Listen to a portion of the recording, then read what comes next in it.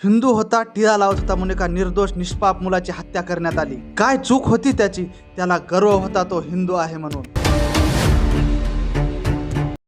ह्या घटनेने पूर्ण अहिल्यानगर काय पूर्ण देशाला हादरवलेला आहे। उपलब्ध माहितीनुसार 7 ऑगस्ट सकाळी शुक्रवारचा तो दिवस होता। धीरज परदेशी मुकुंद नगर दर्जा या परिसरामध्ये पददिव्याचं काम करण्यासाठी गेलेला होता। ते महापालिकेच्या कंत्राट मदतनीस या विभागात काम करायचा। तो जेव्हा काम करत होता तेव्हा 10 ते 15 लोकांचा घोळका येऊन त्यांनी मारहाण केली। त्यामध्ये त्याच्या डोक्याला आणि त्याच्या शरीराला खूप सारा मार लागला। त्यावर 3 दिवस उपचार चालू होता, पण 3 दिवसाच्या नंतर त्याचा मृत्यू झाला।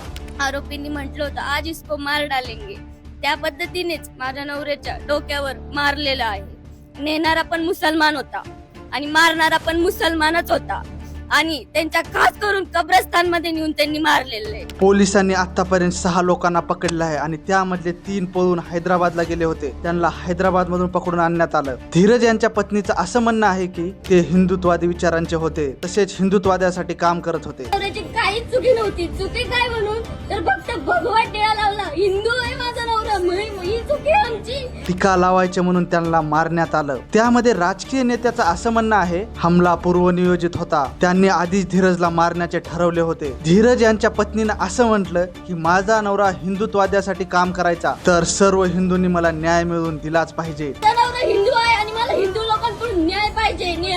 न्यायासाठी मी वाट बघते कालपासून। आमदार अक्षय कर्डिले यांनी असं वक्तव्य केलं आहे की मारणारे मुस्लिम होते, ते मुस्लिम जिथं सापडतील जिथं भेटतील त्यांचं नरड कापा असं सांगण्यात आलं। नेमकं कारण अजून समोर आलेलं नाही। पोलीस कारवाई करत आहेत, पण एक मुलगा तो एकटा होता, त्याला 10-15 जणांनी मिळून जीव जाईपर्यंत मारलं। म्हणजे हे किती वाईट गोष्ट आहे विचार करा तुम्ही। धीरजच्या पत्नींचं असं म्हणणं आहे की त्याचा अंतिम संस्कार त्याच ठिकाणी करण्यात येईल ज्या ठिकाणी त्याला मारलं गेलं। अंत्यविधी मी तिथेच करणार आहे, नाही तर मी माझ्या नवऱ्याची अंत्यविधी करणार नाही।